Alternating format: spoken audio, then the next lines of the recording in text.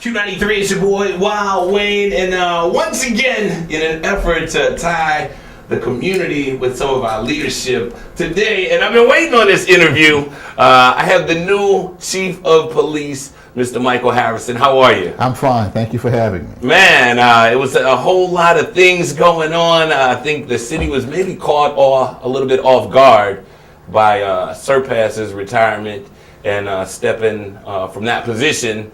And here you come, out of the blue. Were you ready? Did you know this was coming? That you would have a shot at being police chief of the city of New Orleans? It came as a surprise. I did not know this was coming. We did have an assistant chief police vacancy because one of our assistant chiefs retired in June, and I'd expressed an interest to Chief Surpass to consider me for that. And so when the call came, I really thought it was about that assistant chief vacancy. At the end of the conversation, I learned that I was going to be asked to lead the department as the new superintendent. Okay, so you've been preparing yourself regardless. I've been preparing myself for years for this. How long have you been on the force? I've been on the force 23 years, since 1991. I'm a lifelong resident here, born and raised here. My wife is from here. Got married very young. I was 22 years old. And so I quickly knew that I wanted to rise up in the police department. And I was never, ever satisfied with where I was. I always wanted to improve and get better. Went back to school, went to University of Phoenix, got my undergrad degree in criminal justice, later went back, got a master's from Loyola, worked in different parts of the police department. My younger days in the 6th District, uptown New Orleans, led me to work major case narcotics, where I was working narcotics investigations around the city. Even did some small work with DEA and FBI in my younger days. Became a supervisor in 1998. Then I went to the Public Integrity Bureau in 2000, where I actually conducted investigations into allegations against other members of the police department. So I really spent about 10 years there. And so at some point I got promoted to lieutenant, and I stayed there. And when Chief Surpass came, he selected me to be one of the commanders and promoted me to commander. And I went back to my dream job, which was commanding the Specialized Investigations Unit, which had the same unit that I'd worked in as a young narcotics detective. I was now the commander. Wow. So that was like a dream come true, and supervising some of our officers assigned to DEA and FBI. That was a real pleasure. And then he selected me to command the 7th District in 2012. So in January of 2012, I went to East New Orleans and became the commander of the 7th District. So for the past 2.5 years, that's where I was, until I got the phone call to ask me to take over as interim superintendent, which I was ecstatic to get that offer. I'm very pleased to tell him yes. Was there any hesitancy? Because it's a big job. It's a big job, but I've been preparing for it, and I always thought like a leader, and I always tried to put myself in my boss's shoes. Right. To think like my boss would think or my superior would think, so that I could make the best decisions for the community, for the department, for the officers, for everybody involved. I even sought out some leadership and career development courses. I went to one command level school called School of Police Staff and Command, sponsored by Northwestern University in Evanston, Illinois. 10 weeks of my life I spent in that school. Wow. With captains and lieutenants and chiefs from around the country. Recently just went to another school called the Senior Institute for Police Management. It's in Boston, Massachusetts. And so it was hosted on the campus of Boston University. It's taught by a group of Harvard professors, man. So I just spent 3 weeks this June learning from the experts in the field with 86 other chiefs and commanders from across the country. So I've been preparing for this day for a long time. So you've been preparing for the last 20 plus years. Absolutely. On a number of fronts. So the day is here now. So the day is here. So New Orleans has some issues, obviously, and some of it is even more far-reaching than the police, I think, could ever handle. I've always said that. I think you guys do the best that you can, but some of it is socioeconomic problems as well that cause some of the things that happen. There had been some apathy in the community toward last leadership. How do you move forward and try to build relationships with the community? So I have 3 things that I'm working on, and those 3 things are not in 1, 2, 3 order. They're actually all at number 1. And so they are manpower, which is a major issue because we went 3 years without being able to hire. So there were some money issues coming out of the previous administration that prevented us from hiring. And so when you talk about officers leaving and the morale being low, that's a big contributing factor. Right. Officers are leaving, retiring, and some just had the time to retire. So the manpower is low. So we're attacking that, and I'll get back into that in a minute. The morale is low because the stress of not having the resources and the people is just compounded. And then there's this murder and violent crime issue we need to attack, which has something to do with our shortage of personnel, but it has to do with morale, and it has to do with the way we smartly police or police smartly. So we're attacking all three fronts all at the same time. So you may have seen this this big push for recruitment. And plenty, I saw it all over the place. We blew it up like never before, man. We had print media, TV, social media. It went out bigger than ever before. And so we did a recruitment drive where we took the message to all of our churches in the city. So we went to like 22 churches 2 Sundays ago. The mayor and I went to 4, and we ended up at my church, the City of Love, which was the last stop. The message was simple, man. We had officers from every rank, from police officer all the way up to the chief. We had city officials, city councilmen, state legislators, all standing side by side, sending one message. The NOPD is hiring. Okay. This is what we're offering. We're offering not just a job, we're offering a career. We're offering upward mobility. We're offering you the opportunity to start as a police officer today and perhaps stand in front of your church in 23 years saying you're the chief of police. Okay. That's what we're offering. What type of reception did you get from the public? We got a very warm and welcome reception. People were excited to have us in their churches.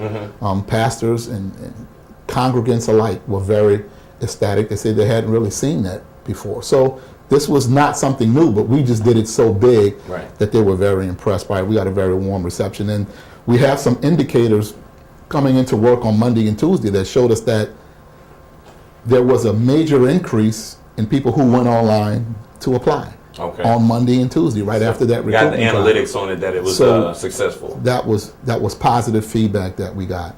So we started a class just this week, just Tuesday. We started a class with 32 people in that class, 29 recruits and 3 reinstatements. And so we were happy to start that.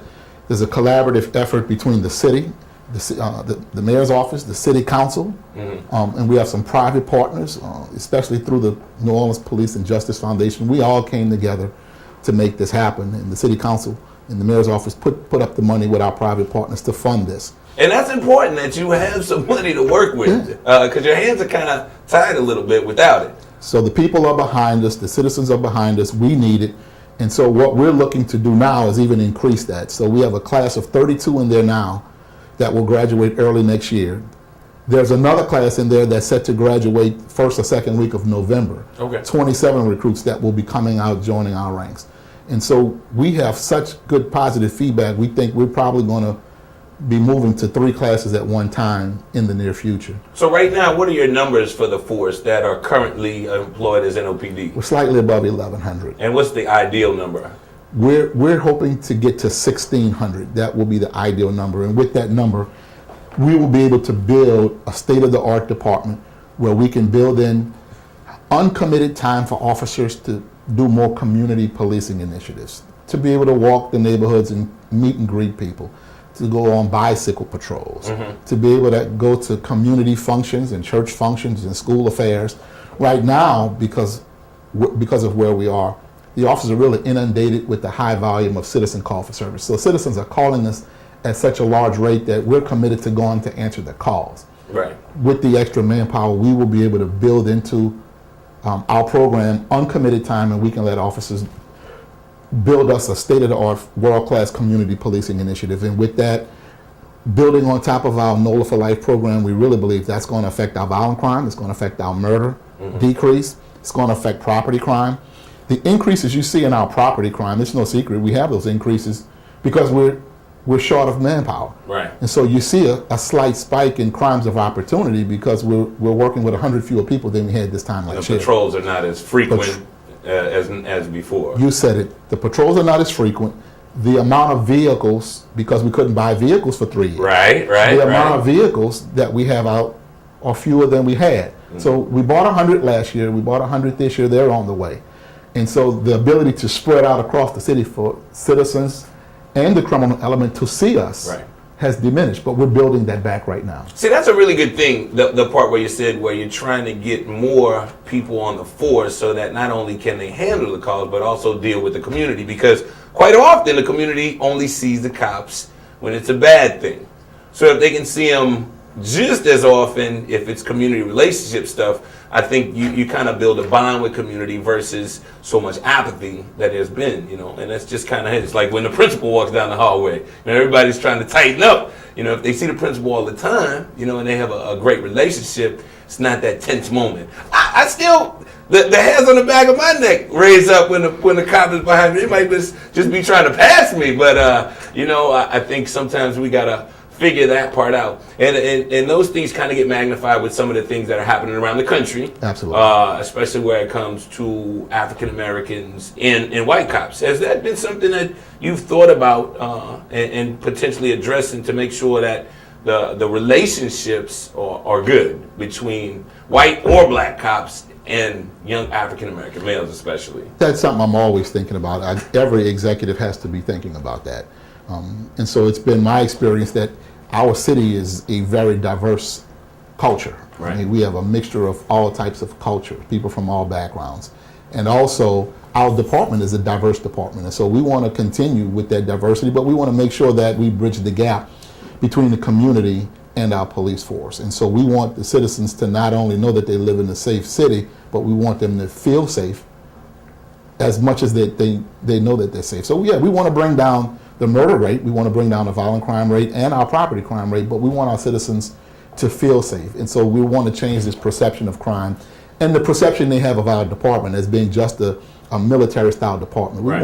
We want to be heavily engaged in our community interaction so that they know we're there to satisfy their needs. So lately there's been like a little spike in murders and especially violent crimes. I think the rate of murder is less right now at this point than it was last year at the same time, but it's very close. Like, what is your plan for this final quarter of 2014 to reduce some of that? So we're still going to be heavily engaged in our NOLA for Life campaign, and you're going to see a lot more of that coming in the upcoming days, weeks, and months, where we're pushing our NOLA for Life and building upon what we already have, which caused the murder decrease over the past year. Mm-hmm. Now, yeah, we started to slack a little bit over this past month of August, but we feel confident that that's going to come back down. As we grow our department, and as we bring more officers on, and as we increase morale, and as you know, we've already started trying to do that. We did something right away that really put a smile on the officer's face by giving them a uniform allowance that was due to them, that had been held up through litigation. Mm-hmm.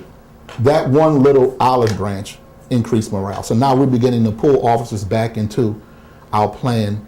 We're going to have them going out doing the things we need them to do, and as we grow, you're going to see all these things decrease, and you're going to see us become a better police department. So is there somewhere online where people can find out more about your strategies and maybe just numbers they can call if they wanted to get some more information about what's going on with you? Yeah, they can go to NOLA.com and they can look at all of city government. They can navigate right to the police department. All of our crime statistics are there. And if anyone is interested in getting behind our badge and being one of us, they can go to www.joinnopd.org. We love to have you become part of our ranks and let you help us make this a safe city. Any social media contact that they can get with you? I believe or with the force? We do have NOPD Facebook. Okay. We have NOPD Twitter, so they can look us up and get on that. We have people that are responding and get right back to them. I'm learning my way a little bit more through social media. Better get with your daughter, man. She will bring me up to speed. Okay, man, I appreciate you taking the time to stop by the show. We'll have to get you back up and talk some more about some of the initiatives that you have going forward and things that are going on in the community as well. So you got to come back. I'll look forward to it. All right. The brand new police chief for NOPD, Mr. Michael Harrison, right here on Q93.